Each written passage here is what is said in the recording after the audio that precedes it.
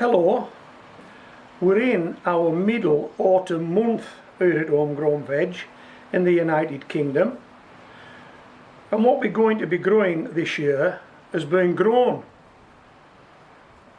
The cucumbers and the tomatoes are out of the greenhouse now. The greenhouse is empty, so we can do a tidy up and some maintenance there. I've got most of the raised beds empty, the 3 raised beds that I have. All the onions are out, they're now in store, and we're going to have a look at those shortly. All the potatoes are out of buckets. I think the only thing left in the raised beds are a few parsnips and a few swedes. But what this video is about today, it's about vegetables in store. Let me just bring some onions into this shot.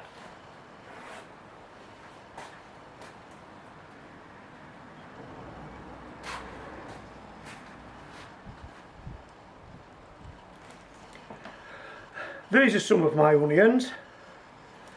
Pretty obvious what these are, the Redskins. And that's a variety called Red Baron, if I'm not mistaken, and I don't think I am. And they will grow from sets. The big guys, I'm not 100% on these. I definitely know they were grown from seed. And I believe they're Ailsa and Ailsa Craig. A much bigger onion, as you can see. And here's some more smaller onions grown from sets. So we've got a mix. And what we need to do, what we're going to do today, and we need to do this probably monthly, and bear in mind these have been in store now for about 2 months, we need to check them. We need to make sure there's nothing going wrong.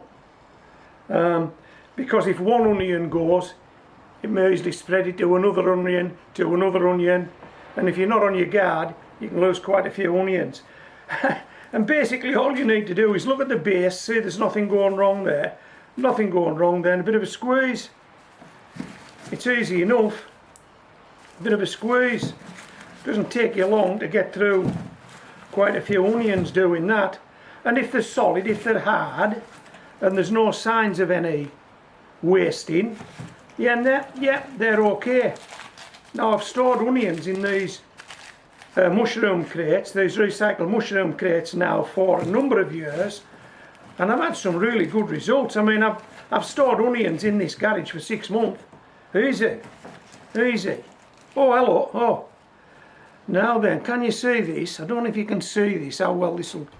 Let me just take this glove off. It might be a bit more obvious. I'm going to squeeze this in with my finger. I hope you can see it. Can you see that? I don't know if you can. That onion has gone soft.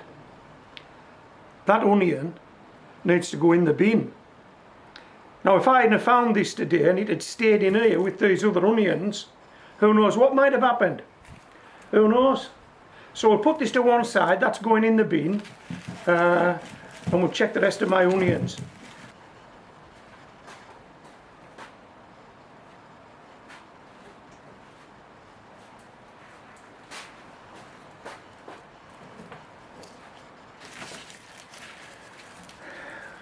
More Redskins.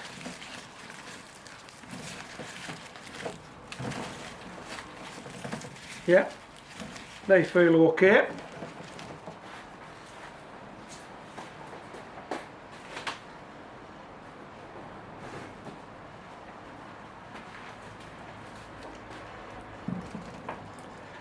These are some shallots. These are those gourmet shallots, zebra and gourmet shallots. They feel solid enough. Yeah, they do. Some bigger than others. In actual fact, when I feel these, particularly these big guys, they actually feel as though they want to split off. Like a normal shallot would, these don't split off. Grow these from seed, and this is what you get. If you want some next year, you get some more seed.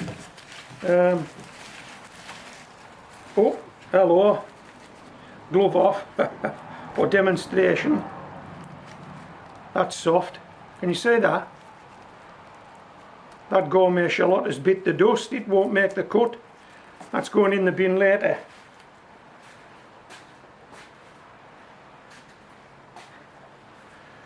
Right, let's have a look at these guys underneath.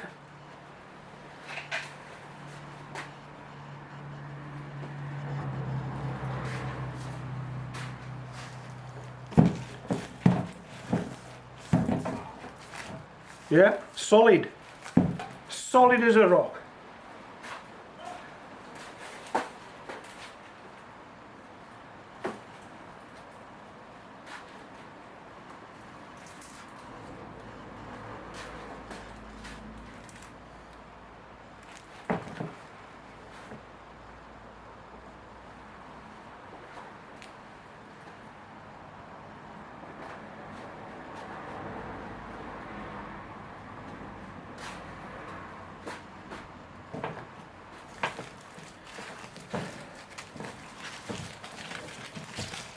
Few small ones in here as well.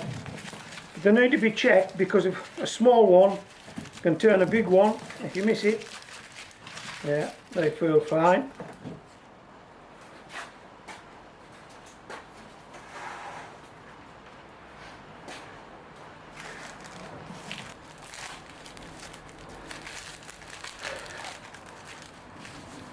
This looks like one of those onions. When you open it up, you've got two onions under this skin. Both quite edible.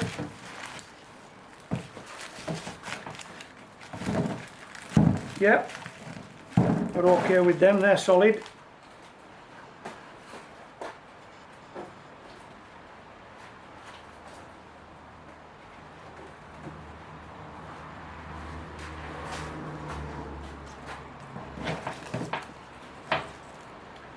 Only 2 or 3 trays left, you'll be pleased to know. Hey, they're big fine onions, aren't they? Look at the size of those. And solid. I mean solid. Or should the expression be firm? They're firm. They're firm.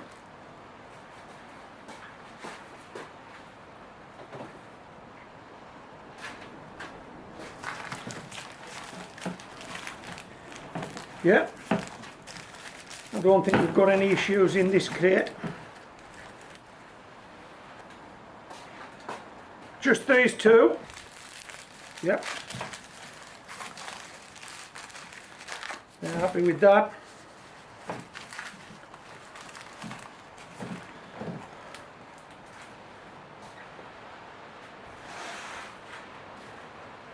Ah, more redskins. It's the first time I've actually had a successful harvest with these, and I don't know how long redskins store, because I've never had them to store before. But hey, they look a grand onion, don't they? Okay, one more thing I want to show you before we actually do the potatoes. Let me show you these.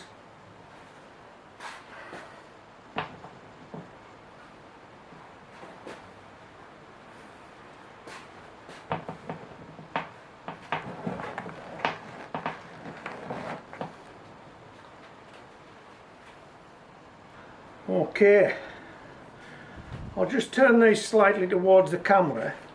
This is a bucket of potatoes called Elvira.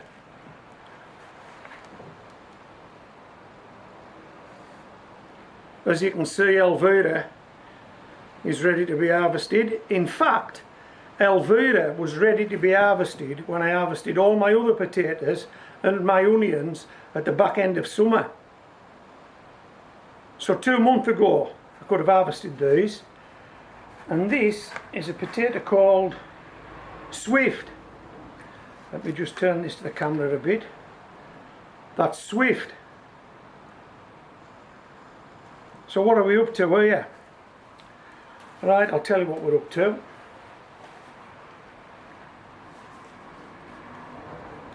These are my Christmas potatoes. In fact, I've got a video out now called Grow Christmas Potatoes Swindle.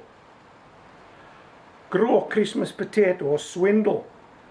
So we're more than 2 months away from Christmas, and if I wanted to harvest these I could, but I don't. I want to harvest them near Christmas, and I'm calling these a Christmas Potato Swindle. I've just let the tops die off a couple of months back, and I've stored these in the dry, and the buckets are completely dried out now, and I know there's potatoes in there. And how do I know there's potatoes in there? Well, first off, I've been able to scratch down and I've actually found potatoes, so I know there's potatoes in there. But one of the pluses of these very lightweight ex-cut flour water buckets is that the potatoes will deform the bucket. They will push through the sides of the bucket, and so you can actually feel potatoes in these buckets. So I'm confident that come Christmas I will be harvesting Christmas potatoes. Call it a swindle, call it what you like, but I'll be harvesting Christmas potatoes from either one or both of these buckets. It depends how many they deliver. If I get a good delivery from one bucket, I may make do with that and deliver the other one later in the year, perhaps right at the end of the year. But if you want to know how these go, yeah, you'll need to watch my videos near Christmas time. And if you want to know why I'm doing it this way, why I'm just not growing potatoes and harvesting them at Christmas, you need to watch that video. I did give you a title, didn't I? And I will give you a link at the end of this video and in the text below. That's Grow Christmas Potato Swindle. Okay, have a look at that and you'll find out the reasoning and my thought process behind doing it this way. Okay, let's get these out of shot and let's check the potatoes that we've already harvested this year. Okay, so the onions are stored in plastic crates, good ventilation. I could probably do the same with these potatoes, but I've been storing my potatoes in these paper sacks for a number of years now, and that works. That works, so you know, why chance anything else? Right, let's see what we've got in this bag.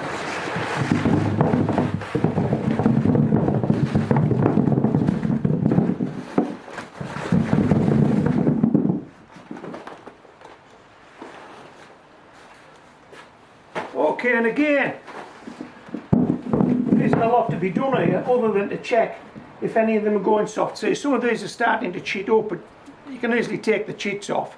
We're not wanting these for seed, we're actually going to eat these potatoes. That's after a couple of months in storage. So as you can see, I mean, these are big fine potatoes, some of these.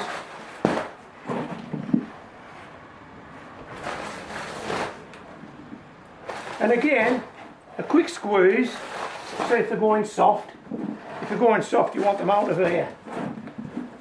And because I do this regularly, at least once a month, I'm not expecting to find any, but I did find a couple of onions there, didn't I? At least an onion and a gourmet shallot that had gone soft. So, yeah, this is something you need to be doing if you're storing potatoes. Right, I'm glad you've stayed this far, because I know it isn't that interesting, but I do have some interesting footage of our two guest dogs, Daisy and Meg. Yeah, I have some footage. Now it looks as though in this footage there could be a fight to the death, but I've got to tell you, these dogs love one another. There's no fight to the death, and there's no blood spilled in the making of that short video. You will enjoy it, guaranteed. If you've had enough potatoes and onions, yeah, you need to watch that video.